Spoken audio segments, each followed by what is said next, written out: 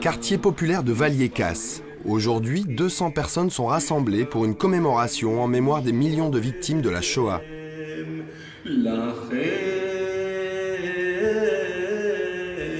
Au milieu des nombreux juifs, Pilar Heredia, une gitane de 45 ans. Cette ancienne secrétaire d'État aux minorités ethniques du gouvernement Zapatero assiste discrètement à la cérémonie. Nous allumons cette bougie pour le peuple gitan, Sinti et Rom.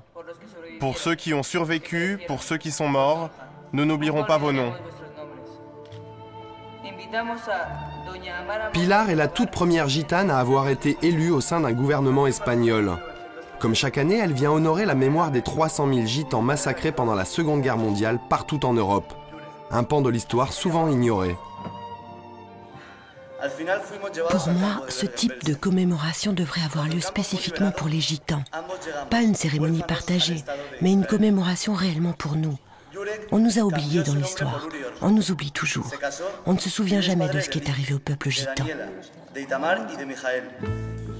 Aujourd'hui, seules quelques minutes ont été accordées aux victimes gitanes persécutées dès 1939 par les nazis, mais aussi par le dictateur local, le général Franco.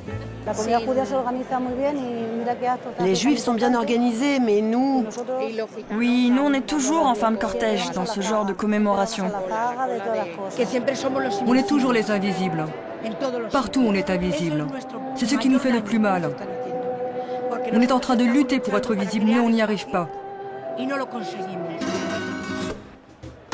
La visibilité des gitans, c'est le combat quotidien de Pilar. C'est dans son appartement du quartier Sol qu'on la retrouve ce soir. En Espagne, 88% des gitans sont sédentarisés, conséquence d'un rejet profond du nomadisme dans la société. Allez, allez, on débarrasse. On enlève ça de là. Pilar joue à fond la carte de l'intégration. Chemise ouverte et chaîne en or qui brille, José Manuel, le fils de Pilar, le hors-série comme l'appellent ses profs, est le premier des 50 000 gitans de la capitale à intégrer une grande fac madrilène. Je suis très fier, mais ça me fait de la peine de voir que je suis le seul gitan. C'est pas parce qu'on est des gitans qu'on a moins de capacité intellectuelle pour pouvoir faire une carrière. Je lui dis bravo. Dans quelque temps, il sera un grand policier espagnol. Si José Manuel rêve de devenir flic, Anton, l'un des 3 autres fils de Pilar, n'aspire qu'à la musique et à la gloire.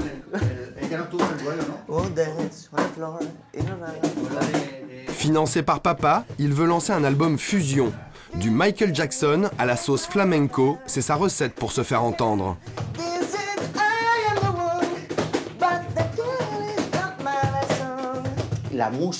La musique, ça a été un instrument d'intégration pour les gitans. Ça nous ouvre les portes de la société. Aujourd'hui, si je vais juste chanter du flamenco, personne ne me remarque. Mais maintenant, quand je me présente avec la fusion Michael Jackson flamenco, les gens me remarquent beaucoup plus.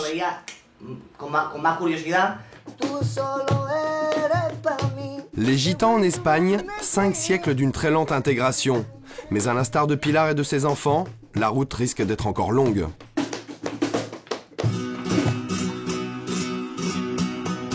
À Madrid, le flamenco, l'âme des gitans, c'est le vecteur d'intégration. Dans l'Avapiés, le quartier historique, la musique gitano-andalouse résonne le long de petits cafés-concerts, les tablaos.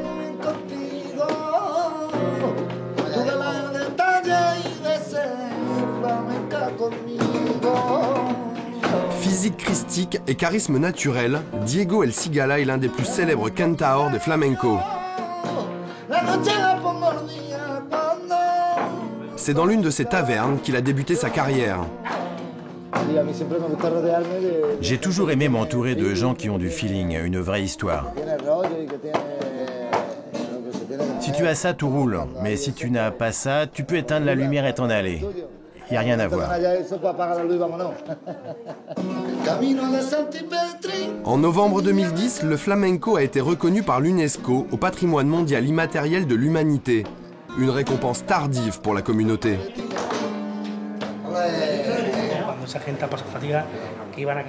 Nos grands flamenquistes allaient chanter à la porte des bourgeois.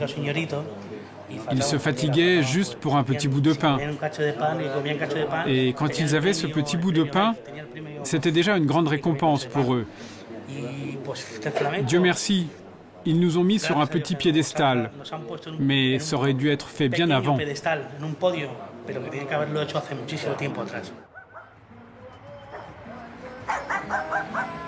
Le lendemain, c'est à El Bosque, la banlieue chic de Madrid, que nous retrouvons Diego. Dans un studio aménagé dans les combles de sa maison, il peaufine son dernier album.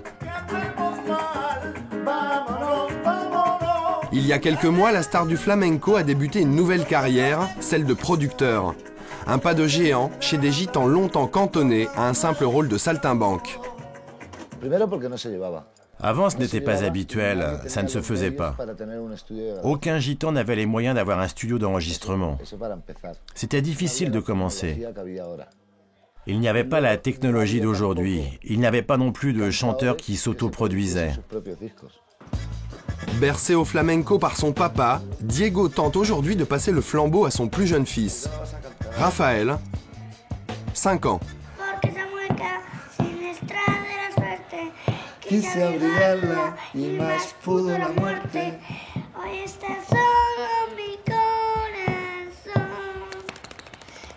C'est quoi ton nom? Ton nom de scène, c'est quoi?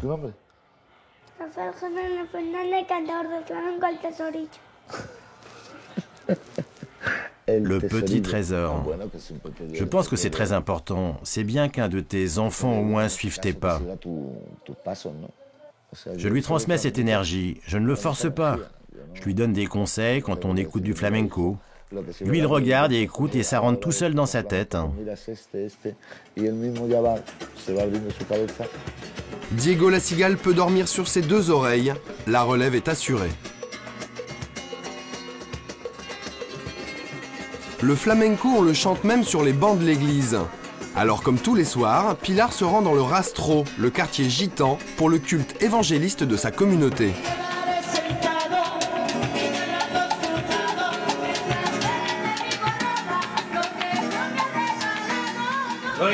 Gloire au Seigneur, Amen. On remercie Dieu cet après-midi, comme tous les jours, pour nous permettre d'être avec lui. La foi chevillée au corps, Pilar est un modèle. Tous en profitent ici pour lui demander conseil. C'est le cas de Rosario, dont la fille a une scolarité perturbée. En Espagne, 2 tiers des gitans de plus de 16 ans n'ont pas suivi un cursus scolaire classique. Tout ce qu'elle sait, c'est moi qui lui ai appris à la maison. Mon cheval de bataille, c'est de dire aux pasteurs qu'ils encouragent les parents. S'ils envoient leurs enfants à l'église tous les jours, ils peuvent les envoyer à l'école. En 2008, Pilar a été remerciée de son poste de secrétaire d'État après avoir dénoncé une certaine inertie au sein du Parti socialiste espagnol. Pendant les campagnes électorales, tout le monde se penche sur la question gitane. Mais bon, on ne se sent représenté par aucun parti. En Espagne, on n'a pas de parlementaire gitan, ni de représentation politique. Un vrai paradoxe. Les 800 000 gitans d'Espagne intègrent peu à peu la classe moyenne et aujourd'hui 63% d'entre eux ont un emploi. Mais à l'instar de ses voisins européens, le multiculti a aussi du mal à fonctionner dans la marmite ibérique.